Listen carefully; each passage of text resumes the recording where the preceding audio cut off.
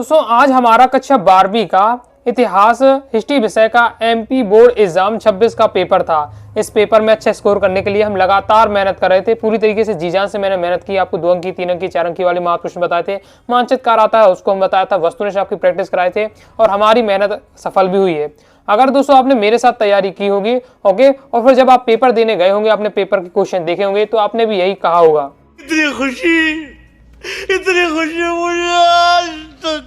क्योंकि जो जितना मैंने बताया एक एक क्वेश्चन में बता सकता हूं कि कहां मैंने पढ़ाया, और वो भी ऐसा नहीं कि पूरे साल भर की तैयारी में। मात्र जो हमारे 2 से 3 दिन की हमने जो तैयारी की है, उस तैयारी में जो मैंने आपको वीडियो दी है, जो आपको तैयारी कराई है, उतनी ही तैयारी में हमारा क्या पूरा पेपर फंस चुका है। ओके, पूरी चाहे ऑब्जेक्टिव हो चाहे क्वेश्चन आंसर हो, मैं आपको दिखाऊंगा भी, बताऊंगा भी। ओके, तैयारी के दौरान मैं कोशिश करता हूं कि आपकी पहले से ही आपको इंपॉर्टेंट क्वेश्चन बता दूं, लेकिन क्या है, जो हिस्ट्री का पेपर जब मैं तैयारी करा रहा था तो कुछ वाईफाई टेक्निकल प्रॉब्लम के कारण मैं आपको लॉन्ग टाइप की वीडियो नहीं दे पाया आपको समय से। ओके, फिर भी मैंने रातों रात आपको पहले ही जल्द से जल्द क्या है वीडियो प्रोवाइड करा दी थी, ताकि आप क्या है एक बार अच्छे से रिविजन कर सके। ओके, चलिए देख लेते हैं। सही विकल्प चुनकर लिखना है। निम्न हड़प्पाई क्षेत्र में से मिले साक्ष्यों में पुरातत्वविदों ने गढ़ेश्वर और जोधपुरा संस्कृति का नाम दिया है, तो इसमें आपको राइट आंसर होगा, आपको लगाना है खेतड़ी। ओके, खेतड़ी अगर आपने लगाया हो तो राइट आंसर हो, तो आपका नंबर मिल जाएंगे। महाभारत के रचयिता, बहुत ज्यादा सिंपल क्वेश्चन आए थे, वो बिल्कुल डिफिकल्ट नहीं थे। नॉर्मल अगर आप पूरे साल भर भी नहीं पढ़ा, मेरे साथ अगर 2 से 3 दिन मेरे साथ मन लगा के पढ़ा है, तो आपसे पूरा पेपर बन गया होगा। ओके, थोड़ा बहुत नहीं, पूरा पेपर बना होगा। ओके, तो महाभारत के रचयिता व्यास से हो गए। नेक्स्ट है, मोहम्मद बिन तुगलक ने दिल्ली का काजी नियुक्त किया था, तो इब्न तूता को क्या है दिल्ली का काजी नियुक्त किया था। कर्नाटक में वीर शैव परंपरा की स्थापना की थी, तो बासबन्ना ने की थी। अब कहाँ कहाँ क्वेश्चन बताएं ये भी बताऊंगा, उसके बताऊंगा कि मैंने आपको प्रूफ भी दूंगा, उसकी चिंता आपको बिल्कुल नहीं करनी है। पहले आप क्या है सॉल्यूशन देखते जाइएगा। ये गिलास फल एक दिन हमारे मुंह में आकर गिरेगा, यह कथन कहा था आपका कहा था डलहौजी ने कहा था। ओके, और ये क्वेश्चन एक बार नहीं 2 बार मैंने आपको कहा ऑब्जेक्ट में बताया था। भारतीय संविधान का अस्तित्व में आया, तो कब आया अस्तित्व में? 26 जनवरी 1950 को। ओके, तो सबसे पहले आप इसका प्रूफ देखिए इस वाले क्वेश्चन का। मोहम्मद बिन तुगलक ने दिल्ली का काजी नियुक्त किया था इब्न तूता को। मैंने किस तरीके से पढ़ाया था कि किस शासक ने इब्न तूता को दिल्ली का काजी नियुक्त किया, तो मोहम्मद तुगलक को। तो आप समझ सकते हैं, इस क्वेश्चन को उल्टा करके आपको दे दिया गया था। अब यहाँ वाला जो वाला टॉपिक था, हमने क्या है जब क्वेश्चन आंसर में आपको बताया था वीर शैव परंपरा के पूरा आपको टॉपिक ही समझाया था, उसमें तो आपको समझ गएंगे। बाकी ऑब्जेक्ट में हमने आपको सत्तासन बताया था, वीर शैव आंदोलन के जनक बासबन्ना थे, तो ये सत्य हो जाता है। सत्तासन हमने कवर किया, आया आपका विकल्प में। ओके, इसके बाद महाभारत की रचयिता, तो हो जाएगा आपका महाभारत के रचयिता वेद व्यास। ओके, आपको जब आपको तैयारी कराया था आपकी, उसके दौरान मैंने ये वस्तुनिष्ठ आपको जो दूसरी वीडियो उसमें आपको कवर कराया था। फिर आगे इसी में अब जब बात करें, तो मैंने आपको सबसे लास्ट में एक वाक्य में तैयार कराया था कि ये गिलास फल एक दिन हमारे मुंह में आकर गिरेगा, कथन किसका था? तो लॉर्ड डलहौजी का था। एक वाक्य ने बताया था, आया किसमें आपके क्वेश्चन? आया आपके इसमें विकल्प में। नेक्स्ट है हमारा भारतीय संविधान अस्तित्व में आया, तो ये तो हर विद्यार्थी बन गया होगा, सिंपल क्वेश्चन था। बाकी हमने देख प्रकार से क्वेश्चन देखा था। ओके, अब आगे हम देख लेते हैं। इसके बाद दोस्तों हमारे आ जाए क्वेश्चन थे, ये इंग्लिश मीडियम वाले विद्यार्थियों के लिए, अगर इंग्लिश मीडियम वाले विद्यार्थी देख रहे हैं।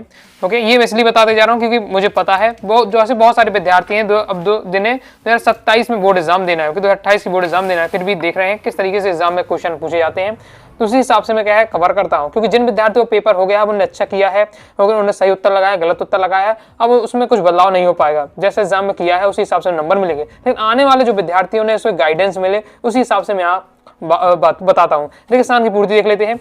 अफगानिस्तान में नामक हड़प्पा स्थल के नहरों के कुछ अवशेष मिले। आपको रेगिस्तान में मैंने कवर कराया था, तो इसका आपको राइट आंसर हो जाएगा। आंसर हो जाएगा दोस्तों आपका सोतुगुई। क्या लिखना था आपको? तो आंसर हो जाएगा आपका सोतुरगुई। ये आपका सोतुरगुई। ओके, रेगिस्तान में दोस्तों हम देखते हैं, तो सबसे पहले आपको ये बताता है नामक हड़प्पा स्थल में नहरों के अवशेष मिले हैं, सोतुरगुई अफगानिस्तान, सोतुरगुई अफगानिस्तान। ओके, नेक्स्ट देख लेते हैं। हिडिंबा की कथा का वर्णन महाभारत के में है, तो किस में है? तो इसका दोस्तों आपका राइट आंसर हो जाएगा आदि पर्व में है, तो आदि पर्व।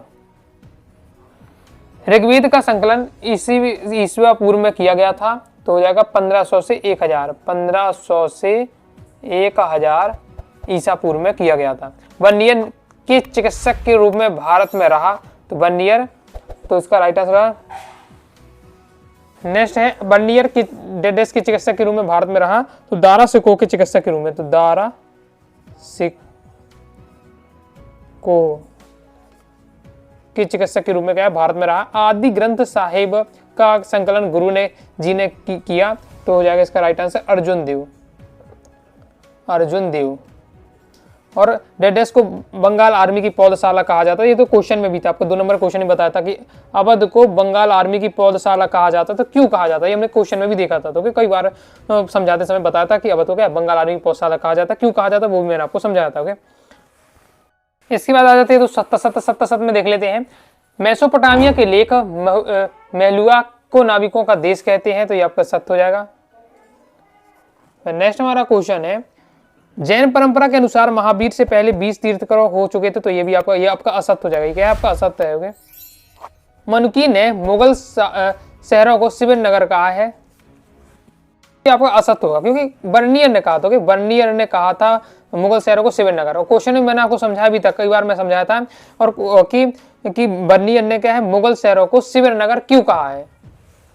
यहाँ आपको मैंने क्वेश्चन आंसर समझाया था कि बर्नियर ने का शिविर नगर से कहीं पर आता, तो हम समझ गए कि बर्नियर ही ने क्या शिविर नगर की पूरी बात की थी। ओके, और यहाँ भी क्वेश्चन आपको बताया था कौन मुगल कालीन शहरों को शिविर नगर कहता था, फ्रांसवा बर्नियर। ओके, यहाँ की मनुकी कहा गया, इसलिए सत्य हो जाएगा। चोल शासक परंपरातक प्रथम कवि सुंदराता की धातु की प्रतिमा स्थापित कराई गई, तो ये आपका सत्य हो जाएगा। ओके, नेक्स्ट देख लेते हैं। 5वीं रिपोर्ट 1815 में ब्रिटिश संसद में प्रस्तुत की गई, तो ये आपका सत्य हो जाएगा, क्योंकि 1813 में हुई थी। संविधान सभा के सदस्यों को चुनाव सार्वभौमिक मताधिकार के आधार पर नहीं हुआ, तो ये बिल्कुल सत्य हो जाएगा, सार्वभौमिक मताधिकार के आधार पर नहीं हुआ था। ओके, तो ये हमारा कंप्लीट हो जाता है। अब आ जाते हैं एक शब्द एक वाक्य में उत्तर।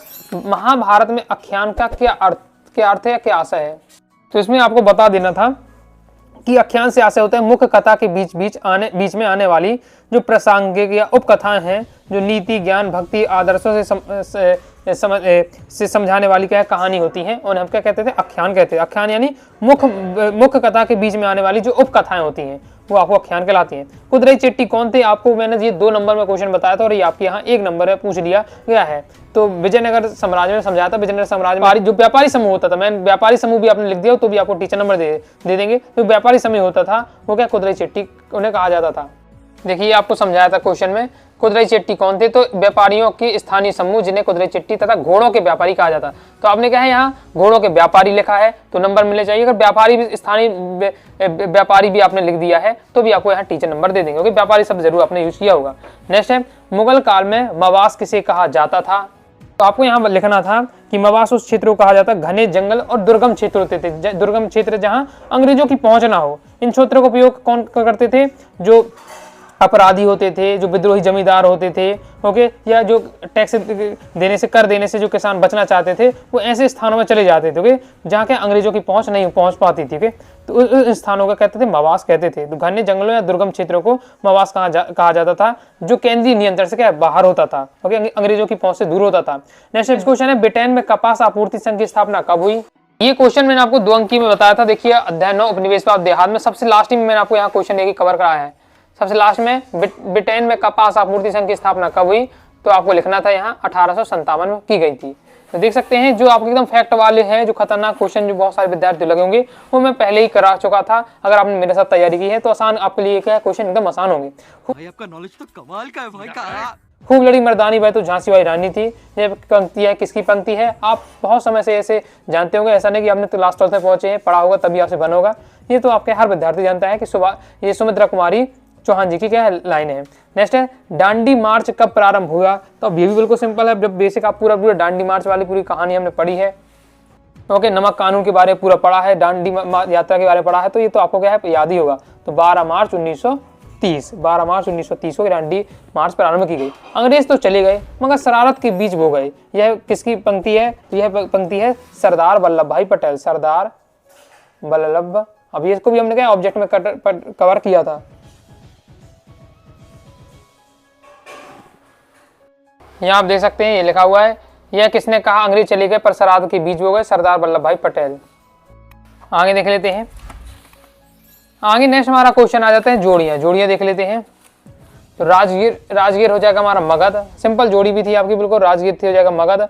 थेरी गाथा तो सुटपटक में है संबंधित है। हरिहर आपके संगम वन से संबंधित है। अव्वल फौजदार ने आईने अकबरी, कई बार मैं आपको ये बता चुका हूँ ऑब्जेक्ट में, कई बार हमने इसकी प्रैक्टिस की थी। पहाड़िया, जो पहाड़िया के लिए क्या है कुदाल का होता था, ओके, शब्द का उपयोग होता था, तो हो जाता पहाड़िया हो जाए कुदाल। जलियांवाला बाग ये अपने सर में हो जाएगा आपका। उद्देश्य प्रस्ताव पंडित जवाहरलाल नेहरू ने दिया था। ये सभी हमने क्या ऑब्जेक्ट में पूरे क्वेश्चन यहाँ कवर किए थे। तो यहाँ देखा कि ऑब्जेक्ट यहाँ हमारे क्या है तो लगभग 95% आपको मिले होंगे, एक ही दो क्वेश्चन होगा जो हमने क्या कवर ना किया हो अभी इन 3-4 दिन की तैयारी में, बाकी लगभग सभी कवर किए थे। अब आ जाते क्वेश्चन आंसर में, क्रम से बताते जाऊंगा। देखो इसमें आप सबसे पहले ये कर सकते थे, ऑब्जेक्ट में हम ऐसे कई बार बता चुका था, महाभारत का समालोचना संस्करण कब और किसके नेतृत्व में तैयार किया गया था। तो ये तो आप इतना तो लिख ही गए होंगे, जैसे आपको डेट याद नहीं होगी कब किया गया, लेकिन ये तो आपको कई बार बता चुका हूँ, नेतृत्व किसके नेतृत्व में किया गया था, PS सुथांकर आपको यहाँ लिखना था। ओके, ऑब्जेक्ट में भी आपको बताया था कि महाभारत का समालोचनात्मक संस्करण किसके नेतृत्व में हुआ, BS सुथांकर। अब कब हुआ तो आपको बताना था कि 1919 में शुरू हुआ था और ये 1966 में क्या है पूर्ण हो गया था, कंप्लीट हो गया था। ओके, नेक्स्ट देख लेते हैं, इसमें हमने अब कवर किए थे इब्न तूता ने नारियल का क्या क्या वर्णन किया है। इसको मैंने एकदम डिटेल से मैंने लॉन्ग टाइम में बताया था, क्योंकि ये इसका क्वेश्चन का हाई चांस रहता है कि लॉन्ग टाइम में बने, लेकिन आपका ये शॉर्ट में आ गया है तो आसानी से आप यहाँ बता सकते थे। ये दिया यात्रियों के नजरिए वाले चैप्टर से, इब्न तूता ने नारियल और पान का वर्णन का किस प्रकार से किया। यहाँ नारियल के लिए बारे में उसने कहा था, पान के लिए कहा था, जी पूरा दिया। तो आपको कुछ यहाँ जो नारियल के बारे में जो उसने 2-3 लाइन कही थी वो आपको 2 नंबर में मेंशन कर देनी, पूरा अच्छे से मैंने आपको समझाया भी था। ओके, इसके बाद नेक्स्ट आप यहाँ कर सकते सगुण भक्ति परंपरा क्या थी। अध्याय 6 में हमें भक्ति सूफी परंपरा में आपको बताया था, और ये मैंने आपको बताया भी था कि सगुण भक्ति परंपरा और निगुण भक्ति परंपरा दोनों हमने बताई थी, और ये लगातार क्वेश्चन आ रहा है तो मैंने बताया था कि दोनों में से कोई भी आ सकता है, दोनों में आपसे पूछ लिया जाए। आपको इस बार पूछ लिया गया सगुण भक्ति परंपरा, ओके, जबकि 2025 से पूछा गया था निगुण भक्ति परंपरा। तो ये क्वेश्चन इसी प्रकार से क्या पलटते हैं, रहता हमारा वही है। आगे देख लेते हैं, इसमें मैंने आपको ये दोनों क्वेश्चन कवर कराए थे। देखिए यहाँ हमने पूरा एक क्वेश्चन गिनाऊंगा, अब देखिए 8 तक हमारे क्वेश्चन है, अब 9 में देखिए दोनों क्वेश्चन अपने रखे हुए, राशि तांगड़ी का युद्ध कब और किसके बीच हुआ, अमर नायक कौन थे। तो इसका सॉल्यूशन आप देख सकते हैं, यह दिया हुआ है। अब देखिए तालीकोटा का युद्ध, कोई बताया था कि तालीकोटा के युद्ध को ही राशि तांगड़ी का युद्ध कहते हैं, तो वही ये आपको बता देना था किसके मध्य हुआ। और यही सबसे साथ साथ पूछे जा रहा है अमर नायक कौन थे, ये भी क्वेश्चन है, दोनों मैंने क्वेश्चन आपको बताए थे। ओके, अमर नायक कौन थे, तो सैनिक कमांडर थे। ओके, इनके द्वारा बहुत अच्छे से आपको बताया था कि इन्हें क्या किया जाता है, एक एरिया दे दिया जाता था। ओके, और कहा जाता है कि वहां के जो लोग हैं उनसे टैक्स वसूलो और उससे अपना जीवन यापन करो, लेकिन इसके बदले तुम्हें अपनी सेना मुझे देनी पड़ेगी जब भी क्या है आवश्यकता पड़ेगी। ये राजा की क्या शर्त रहती थी। नेक्स्ट देख लेते हैं, तो कृष्ण 9 तक आपने आसानी से कर लिया होगा। 10वें क्वेश्चन में हम देखें तो ये दोनों क्वेश्चन हमने यहाँ भी कवर किए थे। ओके, दोनों क्वेश्चन थे, अब जो आपकी इच्छा हो, जो आपको अच्छा लगता हो आप उसे कर सकते थे। ओके, मुगल काल में पाही कास्ट किन्हें कहा था, तो मैंने आपको बताया था कि 2025 में आपके खुद कास्ट आया है, तो 2026 में पाई कास्ट रखा मिलेगा, सीधा आपको बोला था और ये पाई कास्ट रखा हुआ है। बताया था खुद कास्ट क्या है, जिनकी क्या है खुद वहीं रहते हैं, उनका खुद ही का गांव है उसी ओके, और अपनी जमीन में काम कर रहे हैं, तो खुद कास्ट। और पाई कास्ट में बताया था कि दूसरे गांव में जाकर ओके, दूसरे के खेत में अरे काम कर रहे हैं, तो वो कहता है पाई कास्ट। बस नहीं आपको बताना था। तो जिनसे कालिम किसे बताया था फसलें, देखिए तो सबसे पहले मैंने आपको बताया था किसान जमींदार नगरवाल किसान जमींदार और राज्य वाले चैप्टर पाई कास्ट किसान कौन थे, सीधे सीधे आपका ये दिया थे। ओके, बताया था कि अभी आपका क्वेश्चन नहीं आया तो आपका आ सकता है। फिर आपको बताया था जिनसे कालिम से संबंधित बताया था, तो जिनसे कालिम के बारे में भी आपका दिया हुआ फसलों के बारे में, तो जो नगदी फसल होती थी जिन्हें हम क्या है बेचकर अच्छा पैसा कमा सकते थे, वो सभी आपको क्या है जिनसे कालीन फसलें के अंतर्गत ही आती थी। नेक्स्ट देख लेते हैं यहाँ दोस्तों संताल विद्रोह के कारण। अब संताल विद्रोह का जब पूरा बता रहा था कि सिंधु मांझी ने इसका पूरा नेतृत्व किया, तो इनका आंदोलन उन्होंने क्यों किया था, सिंपल आप बता सकते थे कि जमींदारों और साहूकारों द्वारा उनका क्या है जो संताल समूह था उनका क्या शोषण किया जा रहा था। उसके साथ ही ब्रिटिश सरकार ने क्या दमनकारी नीति जैसे स्थायी बंदोबस्त और भी ऊंचे दरें कर देना, ओके, जो कर की ऊंचे दरें कर देना, ये सब क्या विद्रोह के कारण थे। किसी भी तरीके से आपने लिखा होगा उसे, जो मैं बातें बता रहा हूँ उसे संबंधित 1-2 लाइन भी आपने सेट की है, टीचर आपको नंबर दे देंगे। और गाँव में जोतदार से अधिक प्रभावशाली क्यों थे, जिस प्रकार से मैंने आपको बताया था कि जमींदार की बड़ी हुई हैसियत के क्या कारण थे। ओके, तो क्योंकि पहले उनका कारण था कि वो क्या है ऊंची जाति के होते थे, धन ओके, आर्थिक मजबूती होते थे, आर्थिक मजबूत होते। अब गांव के जोतदार मैंने आपको बताया भी था, आपको यहाँ बताया भी था जोतदार कौन होते थे। औपनिवेशिक काल में जो धनी किसान होते थे उन्हें जोतदार कहा जाता है। इतना तो आप समझ गए, जो धनी किसान है वो हमारे जोतदार है। ओके, उनके पास आर्थिक मजबूत हुआ करते थे, साथ ही इनके पास जो डायरेक्ट सरकार से क्या अंग्रेजों से कनेक्शन होता था, इसलिए अधिक प्रभावशाली होते थे। नेक्स्ट देख लेते हैं, नेक्स्ट वाले में ये हमने कवर किया था गोपाल कृष्ण गोखले ने गांधी जी को क्या सलाह दी। अब देखिए मैं डायरेक्ट आपको ये क्वेश्चन नहीं बताया कि भैया क्या सलाह दी, इस प्रकार से डायरेक्ट क्वेश्चन नहीं लिखा था, लेकिन जब हम क्या लॉन्ग टाइप के 4 नंबर क्वेश्चन में आपको समझा रहा था जब मैं आपको ये लॉन्ग टाइम में क्वेश्चन बता रहा था कि महात्मा गांधी का भारतीय स्वतंत्रता आंदोलन की भूमिका का वर्णन कीजिए, यानी आपको इसमें आपको मैंने बताया 4 नंबर पूरा आपको गांधी जी के बारे में बताना, किस प्रकार से वो पहले यहाँ रहे, फिर वो किस प्रकार से अफ्रीका गए, फिर दोबारा लौट कर आए अपनी वकालत सीख कर, ओके, और फिर किस प्रकार से देश के लिए काम किया। तो यहाँ मैंने आपको समझाया था कि जब वो आए तो गोपाल कृष्ण गोखले से मिले, तो गोपाल कृष्ण गोखले ने कहा, उनसे क्या कहा गांधी जी से कि यदि देश की सेवा करना चाहते, देश के लिए कुछ करना चाहते तो पहले देश के बारे में जानो, क्योंकि ये लंबे समय तक अफ्रीका में रहे, ओके, तो पहले देश के बारे में जानो, इसके लिए क्या करो, देश की यात्रा करो, ओके, और रेलगाड़ी से यात्रा करो 3रे दर्जे के, ओके, जो यात्रा करना है तो जनरल वाले डिब्बे से करना है, तब असलियत पता चलेगी, ओके, तब वास्तविकता से पहचान पाओगे, उसी फिर तब देश के लिए काम कर पाओगे। ये उनकी सलाह दी। तो जो मैं आपको बातें बताई इससे संबंधित आपने लाइन लिखी, नंबर आपको मिल जाएगा। नेक्स्ट याद देखा था, नेक्स्ट ये वाला तो मैंने आपको एजेटिस क्वेश्चन बताया था और अच्छे समझाया भी था। आर बी धुलेकर ने संविधान सभा में हिंदी पक्ष में क्या तर्क दिए, तो मैंने आपको इस बार से बताया था कि ये कहते थे कि जो संविधान सभा की जो भाषा होगी हिंदी भाषा होगी। तब जो तमिल तेलुगु वाले मतलब लोग थे वो कहते थे कि भैया मुझे आती नहीं है तमिल तेलुगु, तो हिंदी में संविधान सभा का निर्माण मतलब संविधान कैसे लिखेंगे, तो सीधे आर बी धुलेकर कह देते भैया जिनसे नहीं बनती है वो संविधान सभा छोड़ दो, तो फिर लड़ाई दंगा हो जाता था, नेहरू जी शांत कराते थे। ये देखिए क्वेश्चन आपको बताया गया है, आर बी धुलेकर ने हिंदी के पक्ष में क्या टिप्पणी दी है या क्या तर्क दिए। इसके साथ ही भारतीय संविधान में बी एन राव की भूमिका आपको बताना है। तो बी एन राव कौन थे, तो इस प्रकार से आप लिख सकते बी एन राव कौन थे, तो ये लाइन आपको लिख देती है, justice B N Rau Bharat सरकार के संवैधानिक सलाहकार थे, संविधान निर्माण के कार्य में उन्होंने महत्वपूर्ण योगदान दी। तो ये आपको लाइन लिख दी थी। दोनों क्वेश्चन यहाँ आप सेट कर सकते थे। ओके, नेक्स्ट देख लेते हैं।